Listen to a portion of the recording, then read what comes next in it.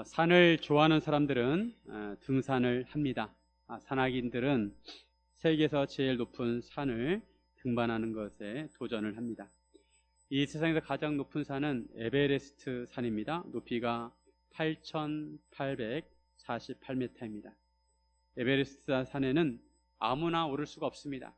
그만큼 훈련이 되고 얼음을 극복할 수 있는 사람만이 오를 수가 있습니다. 오스왈드 챔버스 목사님은 주님은 나의 최고봉이라고 했습니다.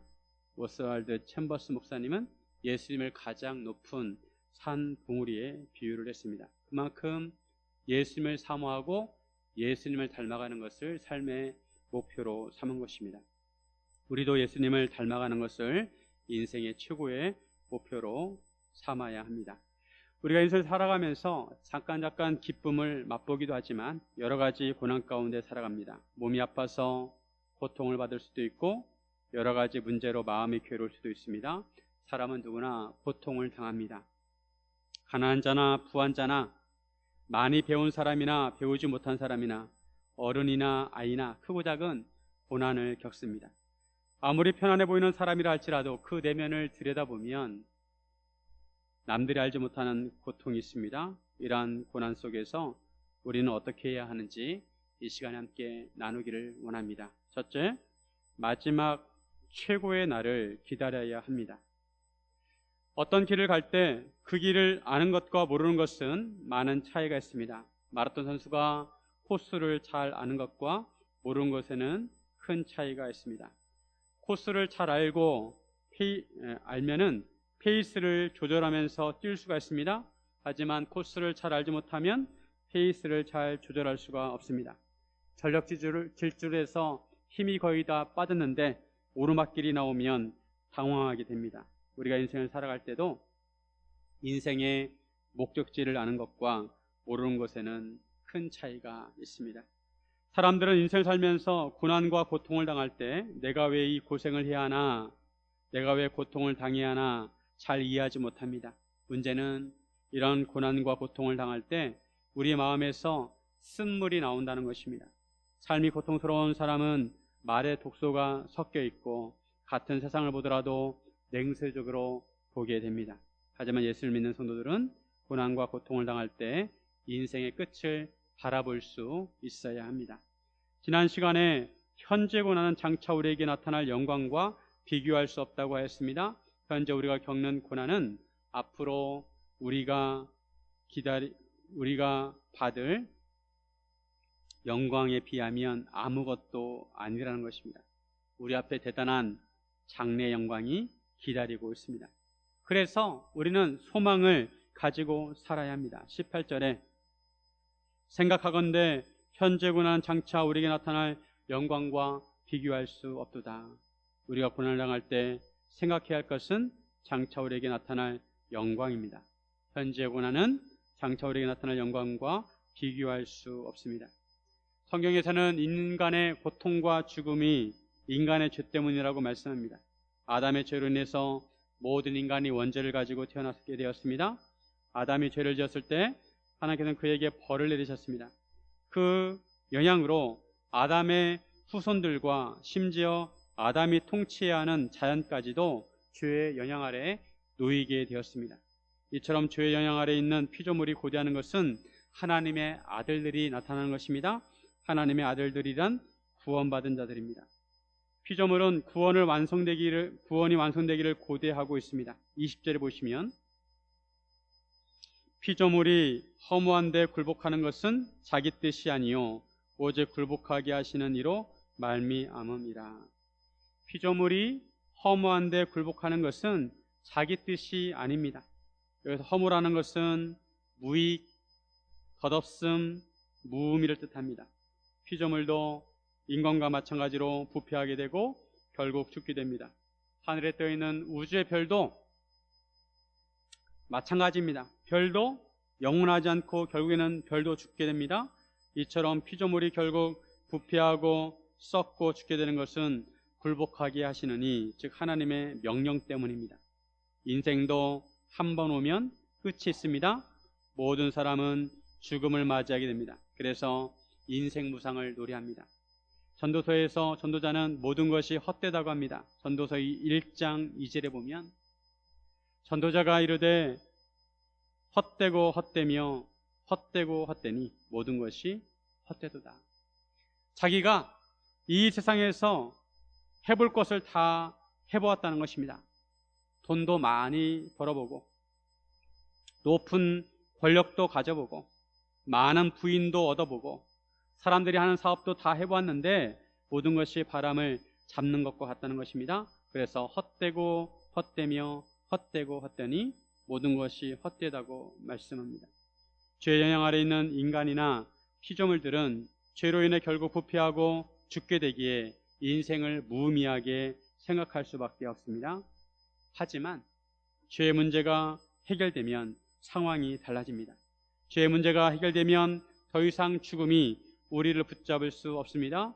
우리가 예수님을 믿으면 죄의 문제가 해결되고 죽음의 문제가 해결됩니다. 그리고 우리에게 영생이 주어지고 영원하고 영광스러운 하나님의 나라에서 살게 됩니다. 그러기에 피조물도 썩어짐의 존노릇한 데서 해방되어 하나님의 자녀들의 영광의 자유에 이르기를 원합니다. 피조물도 죄로부터 해방되기를 원합니다. 그러면 언제 죄로부터 완전히 해방될 수 있을까요?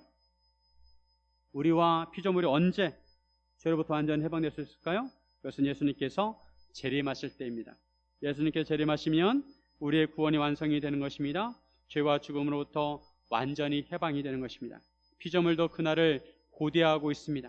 피조물도 인간과 마찬가지로 죄로 인해서 함께 탄식하고 함께 고통을 겪고 있습니다. 최근에 와서 자연재해가 많이 일어나고 있습니다. 폭우와 폭설과 지진과 그로 인해 또 산불로 인해서 또 환경 오염으로 인해서 자연도 고통을 당하고 있습니다. 하지만 예수님께서 재림하셔서 천국이 완성이 되면 자연도 새롭게 됩니다. 허무한 것이 충만하게 되고 썩지 않는 대신에 새로워지고 힘을 얻을 것입니다. 지금까지 자연은 늙고 시들고 쇠약해지고 질서가 파괴되었습니다. 하지만 그날이 되면 모든 것이 영원히 새롭고 아름답고 강하고 조화를 이룰 것입니다. 그리고 고통이 아니라 기쁨이 있을 것입니다. 인간인 우리에게 아직 최고의 날은 이르지 않았습니다. 우리가 예수님을 믿음으로 이미 구원을 받았지만 아직 구원이 완성되지 않았습니다. 우리 여전히 죄의 본성을 뿌리 뽑아야 하고 마지막 날 하나님의 징벌을 면해야 합니다. 피조물이 구원이 완성되는 날을 고대하는 것처럼 우리도 그 날을 기다려야 합니다. 23절. 그뿐 아니라 또한 우리 곧 성령의 처음 익은 열매를 받은 우리까지도 속으로 탄식하여 양자될 것 곧 우리 몸의 속량을 기다리느니라. 우리는 성령의 처음 익은 열매를 받았습니다. 성령의 처음 익은 열매란 우리의 구원이 이미 시작이 되었다는 것입니다. 농부가 추수할 때 첫 열매를 땁니다. 그것은 이제 추수 때가 되어서 나머지 열매들도 추수할 것을 암시합니다. 들판의 벼가 노랗게 익어갈 때 처음 익은 벼를 거두면 나머지 벼들도 곧 추수하게 된다는 것입니다. 이살절기에 있어서 77절은 첫 열매를 거두는 시기입니다. 77절을 오순절이라고 합니다. 오순절날 성령님께서 오셨습니다. 마가다락방에 기도하던 120명의 제자들에게 성령님께서 임하셨습니다. 예수님의 제자들은 성령님을 받게 되었습니다. 그 후부터 누구든지 예수님을 믿는 자에게 성령님께서 임하십니다. 성령님이 임하시면 이미 구원이 시작이 되었다는 것입니다. 우리도 예수님을 믿음으로 성령님께서 우리 안에 내주하십니다. 성령님은 성령의 처음 익은 열매를 우리는 성령의 처음 익은 열매를 받았습니다. 집이나 어떤 물건을 살 때 계약서를 씁니다. 계약서를 썼으면 잔금만 치르면 그것이 나의 소유가 된다는 것입니다. 마찬가지로 우리가 구원에 있어서 이미 계약서를 썼습니다. 이제 잔금만 치르면 됩니다. 그렇다고 우리 힘으로 구원을 얻을 수 있는 것은 아닙니다. 우리는 우리 몸의 속량, 우리의 완전한 구원을 기다리며 속으로 탄식합니다. 탄식은 깊이 한숨을 쉬는 것입니다. 언제 한숨을 쉽니까? 우리가 바라는 것이 있는데 우리가 그것을 도저히 할 수 없을 때, 어떻게 해볼 도리가 없을 때 우리는 깊은 한숨을 쉽니다. 우리는 우리 스스로 우리 자신을 구원할 수가 없습니다. 우리는 우리가 사랑하는 사람 한 사람도 예수님을 믿게 할 수가 없습니다. 우리에게는 그런 실력이 없습니다. 이럴 때 우리가 바란 것은 있는데 우리의 실력이 되지 않을 때 우리 깊은 한숨을 쉽니다. 그래서 우리는 예수님께서 우리를 구원하시기를 기다려야 합니다. 예수님께서 재림하셔서 구원을 완성하실 때까지 기다려야 합니다. 이러한 우리의 소망은 보이는 소망이 아닙니다. 보이는 소망은 소망이 아닙니다. 그러므로 우리는 참음으로 기다려야 합니다. 25절에 만일 우리가 보지 못하는 것을 바라면 참음으로 기다릴지니라. 우리는 구원이 완성되는 날을 바라보면서 인내해야 합니다. 장래의 영광을 바라보면서 현재 구원을 감내해야 합니다. 최고의 날을 기다려야 합니다. 우리가 구원을 받을 때 하나님을 원망하기 쉽습니다. 하나님께서 왜 나를 이토록 고난받게 하실까? 하나님께서 나에게 관심이 있으신 건 한 건가? 하나님께서는 왜 팔짱만 끼고 계실까? 왜 나를 도와주시지 않을까 하고 하나님을 의심하고 원망하기 쉽습니다. 하지만 우리는 고난 가운데서 예수님의 말씀을 생각해야 합니다. 예수님은 산모에 대해서 말씀하신 적이 있습니다. 산모가 아기를 낳을 때 이 세상에서 어떤 고통보다도 큰 고통을 느낍니다. 얼마나 고통스러우면 어떤 산모는 옆에 있는 남편의 머리채를 잡아채기도 하고 심지어 욕을 하기도 합니다. 하지만 아기를 낳으면 기쁨을 맛보게 됩니다. 요한복음 16장 21절. 여자가 해산하게 되면 그때가 이렇으므로 근심하나 아기를 낳으면 세상에 사람 난 기쁨으로 말미암아 그 고통을 다시 기억하지 아니하니라. 우리가 산모가 인내하는 인내를 가져야 합니다. 장래의 영광을 얻기 위해서 현재의 고난을 인내해야 합니다. 아직 우리에게 최고의 날은 이르지 않았습니다. 우리가 인내하고 기다리면 예수님이 다시 오실 때 우리는 최고의 기쁨을 맛보게 될 것이고 최고의 날을 맞이하게 될 것입니다. 찰스 스윈돌 목사님은 이런 말씀하셨습니다. 당신의 고난이 하나님의 벌이라고 생각하지 말아라. 고난이 지나가면 하나님이 당신에게 더 큰 기쁨을 주실 것을 기대하라. 주님이 당신을 버리셨다고 생각하지 말아라. 당신의 두려움과 의심을 고백하고 그분께 그것을 헤치고 나갈 힘을 달라고 구하라. 하나님으로부터 거부당했거나 버림받았다고 생각하지 말아라. 잠시 당신의 부담을 줄일지라도 의무에 계속 충실하라. 당신의 기도가 하나님께 전달되지 않는다고 생각하지 말아라. 어떻게 기도해야 할지 모를 때에도 계속 기도하라. 당신의 고난이 포기해도 된다는 허락이라고 추측하지 말아라. 주님이 당신의 약함을 통해서 그분의 능력을 증대시킬 것을 믿으라. 사랑하는 성도 여러분, 고난 중에 있어도 최고의 날을 기다리시기를 주님의 이름으로 축원드립니다. 둘째, 항상 성령님의 도우심을 구해야 합니다. 우리가 어렵고 힘들 때 누군가 우리 옆에서 위로의 말 한마디를 해주면 그것이 큰 힘이 됩니다. 예수님께서는 이처럼 우리가 구원의 길을 갈 수 있도록 우리를 도와주시도록 성령님을 보내주셨습니다. 그래서 우리가 예수님을 믿을 때 성령님께서 우리 안에 내주하셔서 우리와 함께 하시고 우리와 동행하십니다. 우리는 성령님께서 우리를 도와주심을 항상 기억해야 합니다. 항상 기억하라는 것은 이전에도 성령님께서 나를 도와주셨고 지금도 나를 도와주고 계시고 앞으로도 도와주실 것이라는 것입니다. 26절에 보면 같이 한번 읽습니다. 이와 같이 성령도 우리의 연약함을 도우시나니 우리는 마땅히 기도할 바를 알지 못하나 오직 성령이 말할 수 없는 단식으로 우리를 위하여 친히 간구하시느니라. 성령님께서는 우리의 연약함을 도우십니다. 우리는 생각할 줄 모르지만, 우리가 생각할 수는 있지만 우리는 무지합니다. 생각하는데 아는 것이 없습니다. 모르는 것이 너무나 많습니다. 우리는 결단한 의지가 있지만 그 결단한 것을 이룰 수 있는 힘이 부족합니다. 마음은 있지만 육신이 연약합니다. 우리의 몸은 너무도 부서지기 쉽고 망가지기 쉽습니다. 우리는 연약합니다. 연약한 우리를 성령님께서 도와주십니다. 우리가 기도가 필요할 때 우리는 기도할 줄 모릅니다. 사랑하는 사람을 잃었거나 인생의 큰 문제를 만났을 때 우리는 어떻게 기도할 줄 잘 모릅니다. 다른 사람이 그런 일을 당하면 옆에서 훈수를 듣지만 막상 자기가 그런 일을 당하면 당황해서 어떻게 할 줄을 모릅니다. 하지만 성령님께서 우리를 위해 친히 간구하십니다. 우리의 마음을 공감해 주시고 말할 수 없는 탄식으로 우리를 위해서 기도해 주십니다. 그리고 또한 우리로 하여금 기도하게 하십니다. 마음을 살피시는 이 곧 성부 하나님께서 성령님의 생각을 하십니다. 성령님께서 하나님의 뜻대로 우리를 위하여 간구하시고 성부 하나님께서 그런 성령님의 생각을 하십니다. 성부, 성자, 성령 삼위일체 하나님께서 우리가 기도할 때 우리를 도우십니다. 삼위일체 하나님께서 서로 교통하셔서 우리의 기도가 응답되게 하십니다. 이렇게 해서 모든 것이 합력하여 선을 이루게 됩니다.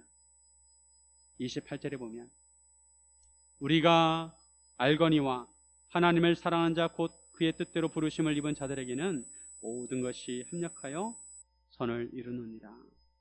하나님께서는 선을 이루십니다. 하나님께서는 선하신 분이시고 선을 이루십니다. 이것을 믿어야 합니다. 하나님은 반드시 선을 이루십니다.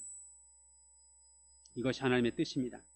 이를 위해 하나님께서는 모든 것을 사용하십니다. 좋은 일, 나쁜 일, 슬픈 일, 심지어 악한 일까지도 모든 것을 사용하셔서 선을 이루십니다. 요셉의 형들이 요셉을 노예로 팔았습니다. 얼마나 나쁜 일이고 슬픈 일입니까? 근데 하나님께서는 그런 일들을 통해서 요셉을 애굽의 총리로 세우시고 야곱의 가족을 나중에 기근으로부터 구원하게 하셨습니다. 모든 것이 합력하여 선을 이루십니다. 그런데 하나님께서 모든 것이 합력하여 선을 이루시지만 아무에게나 그렇게 하시지는 않으십니다. 하나님을 사랑하는 자 곧 그의 뜻대로 부르심을 입은 자들에게 해당이 됩니다.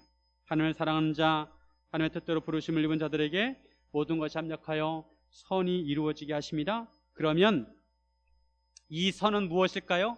구체적으로 하나님은 어떤 선을 이루기를 원하실까요?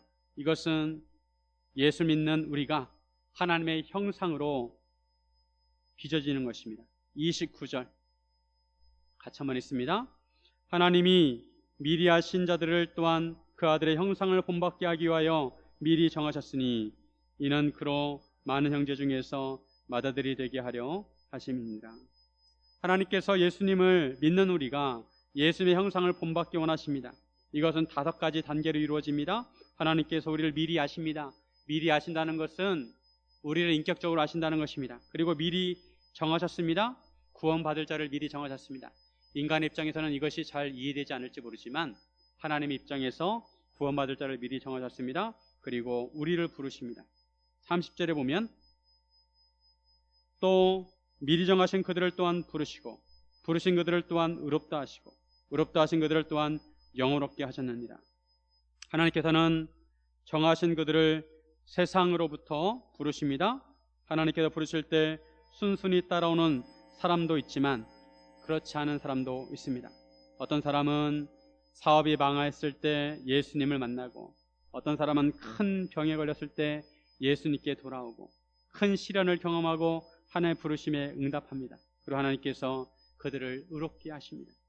예수님을 믿게 하셔서 의인이 되게 하십니다. 그리고 그들 또한 영원롭게 하십니다.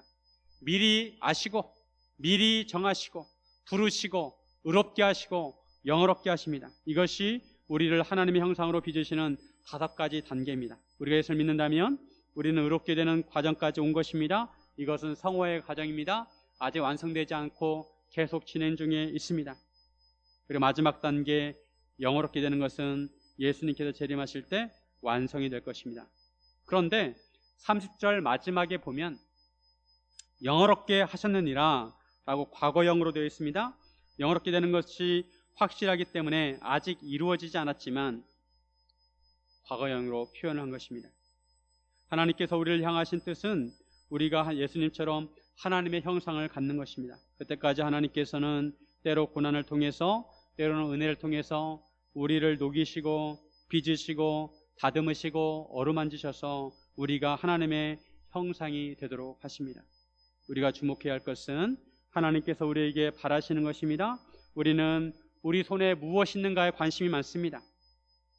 하지만 하나님께서는 우리 손에 무엇이 있는가에 관심 있는 것보다 우리 자신에 관심이 있습니다. 우리의 인격과 우리의 됨됨이에 관심이 많으십니다. 우리는 우리가 항상 무엇을 가질까에 관심이 많습니다. 집도 가져야 하고 부동산도 가져야 하고 물질을 모으려고 항상 관심이 거기에 가 있습니다. 우리 손에 가 있습니다. 하지만 하나님께서는 우리 손에 무엇이 있는지 그렇게 중요하게 여기지 않으십니다. 모든 것이 하나님으로부터 나왔습니다. 하나님께서는 우리에게 무엇이든지 언제든지 주실 수가 있습니다. 다만 하나님께서 우리가 어떤 사람이 되느냐 거기에 관심이 있습니다.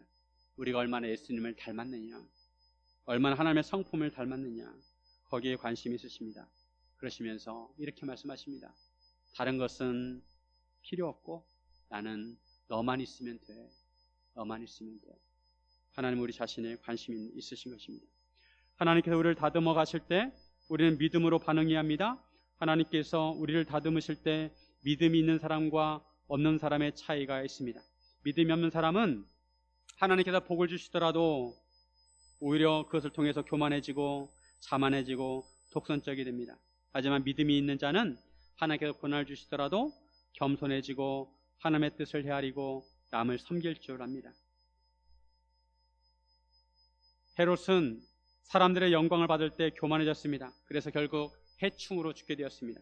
사도행전 12장 21절에서 23절에 보면 헤롯이 나를 택하여 왕복을 입고 단상에 앉아 백성에게 연설하니 백성들이 크게 부르되 이것은 신의 소리요 사람의 소리가 아니라 하거늘 헤롯이 영광을 하나님께 돌리지 아니하므로 주의 사자가 곧 친히 벌레에게 먹혀 죽으니라.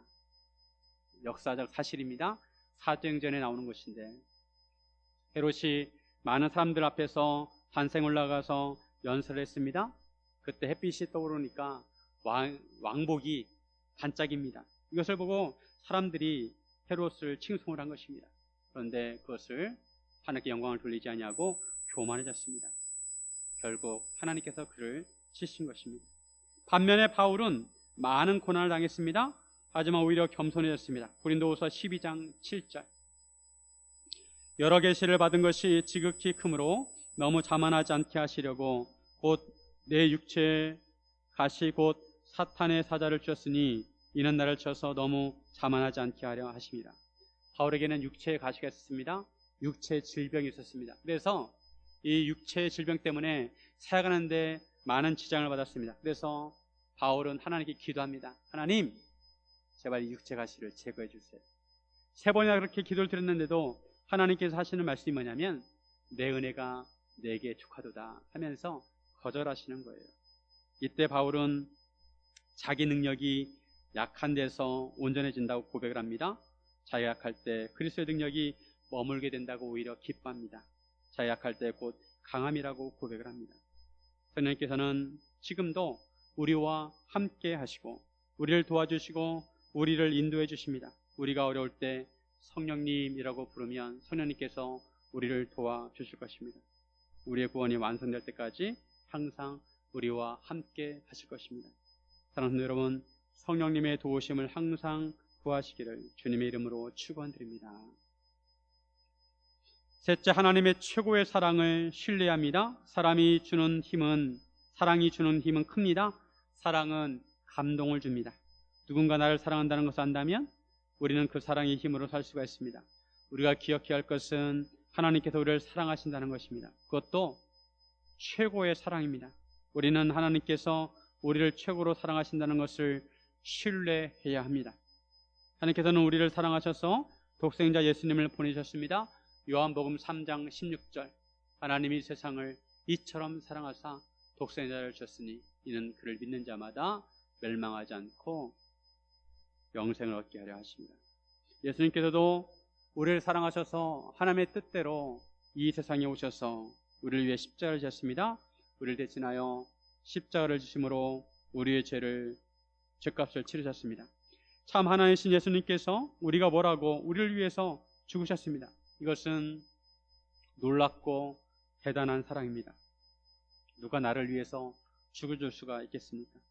예수님께서 우리를 위하여 십자가를 지셨다는 것은 이 사건을 깊이 생각해 보면 하나님의 사랑이 얼마나 크고 깊고 놀라운지 알 수가 있습니다. 사도 바울은 이런 하나님의 사랑에 감격하여 5번이나 오늘 본문에서 질문하면서 우리에게 대답을 해보라고 합니다. 누가 우리를 대적하리요? 하나님께서 우리를 위하시기 때문에 아무도 대적할 사람이 없습니다. 이 세상에서 살다 보면 많은 적들을 만나게 됩니다. 우리를 공격하고 우리를 핍박하고 우리를 대적하는 세력들을 만나게 됩니다. 하지만 가장 강하신 하나님께서 우리를 위하시기 때문에 아무도 우리를 대적할 수가 없습니다. 하나님께서 우리 편이십니다. 하나님께서 모든 것을 우리에게 주시지 아니하겠느냐? 하나님께서 우리를 위하여 자기 아들을 아끼지 아니하시고 내어주셨습니다. 하나님에게 있어서 예수님은 가장 귀하신 분이십니다. 그런데도 우리를 위해서 내어주셨습니다. 그러므로 그 아들을 주셨다면 다른 것은 말할 것도 없습니다. 우리를 위하여 가장 귀한 것을 주셨기 때문에 다른 것은 거저 주실 것이라는 것입니다. 누가 우리를 고발하리요? 우리를 의롭다 하신 이는 하나님이시기 때문에 하나님께서 택하신 자들을 고발할 사람이 없다는 것입니다. 하나님은 재판장이십니다. 재판장이신 하나님께서 우리가 예수를 믿음으로 우리를 의롭게 여기셨습니다. 우리를 의인이라고 선언하셨습니다. 그러기에 아무리 사탄이나 악한 영들이 우리를 고발해도 아무 소용이 없습니다. 아무리 우리를 고발해도 하나님께서 무죄 판결을 내리십니다. 누가 우리를 정죄하리요? 아무도 우리를 정죄할 수 없습니다. 왜냐하면 우리를 위하여 죽으실 뿐 아니라 다시 살아나신 그리스도 예수께서 하나님 우편에 계셔서 우리를 위하여 친히 간구하십니다. 사탄이 우리 죄의 목록을 작성해서 하나님께 드림이라도 예수님께서 하나님 옆에서 우리를 보증해 주십니다. 우리에 대한 정죄는 끝났다고 하십니다. 예수님께서 이미 십자가에서 우리에 대한 죄를 다 갚으셨기에 우리가 더 이상 죄값을 치르지 않아도 된다는 것입니다. 그러기에 아무도 우리를 정죄할 수 없습니다. 누가 우리를 그리스도의 사랑에서 끊으리요? 아무도 우리를 그리스도 사랑에서 끊을 수가 없습니다. 환난이나 공고나 박해나 기근이나 적신이나 위험이나 칼도 우리를 그리스도 사랑에서 끊을 수가 없습니다. 그리스도와 우리 사랑의 관계를 위협하는 7가지가 나옵니다. 환난, 곤고, 박해, 기근, 적신, 위험, 칼.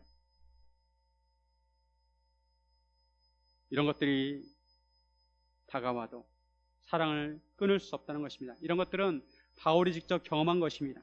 점점 강도가 올라갑니다.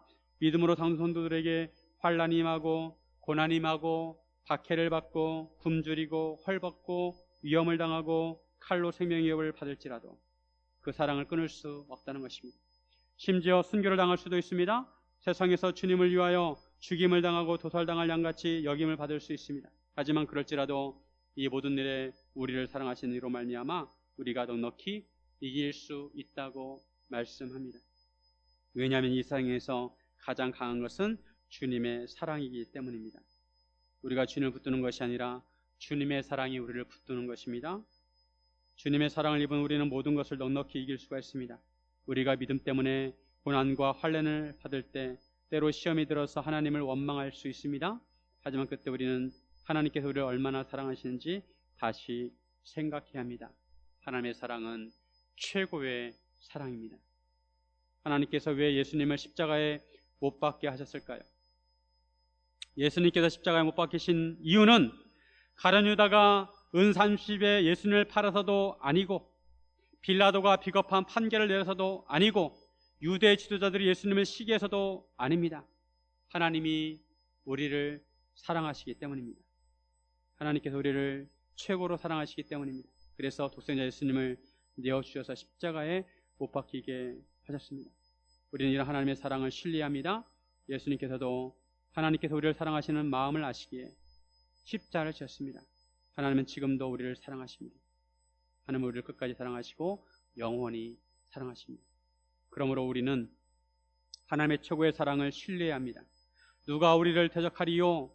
누가 우리를 고발하리요? 누가 우리를 정죄하리요? 누가 우리를 그리스도 사랑에서 끊으리요? 하나님께서 우리를 위하시기에 아무도 우리를 대적할 수 없다는 것을 안다면 두려워하지 말라는 것입니다. 하나님께서 자기 아들 아끼지 아니하시고 주셨다면 우리에게 필요한 것을 받지 못할까 봐 염려하지 말라는 것입니다. 하나님께서 우리를 의롭다 하셨기에 아무도 우리를 고발할 수 없다면 우리는 죄책감을 느끼고 용서받지 못했다고 생각할 필요가 없다는 것입니다. 예수님께서 우리를 변호하시기에 아무도 우리를 정죄할 수 없다면 우리도 우리 자신을 정죄할 필요가 없다는 것입니다. 이 세상에 그 무엇도 우리를 그리스도 사랑에서 끊을 수 없다면 우리 자신이 그리스도 사랑에서 끊어지는 것을 가장 두려워해야 합니다. 이것이 바울의 질문에 대한 우리의 답변이어야 합니다. 하나님의 사랑은 최고의 사랑이고 가장 강한 사랑입니다. 38절과 39절 같이 한번 읽습니다. 내가 확신하노니 사망이나 생명이나 천사들이나 권세자들이나 현재일이나 장래일이나 능력이나 높음이나 깊음이나 다른 어떤 피조물이라도 우리를 우리 주 그리스도 예수 안에 있는 하나님의 사랑에서 끊을 수 없으리라.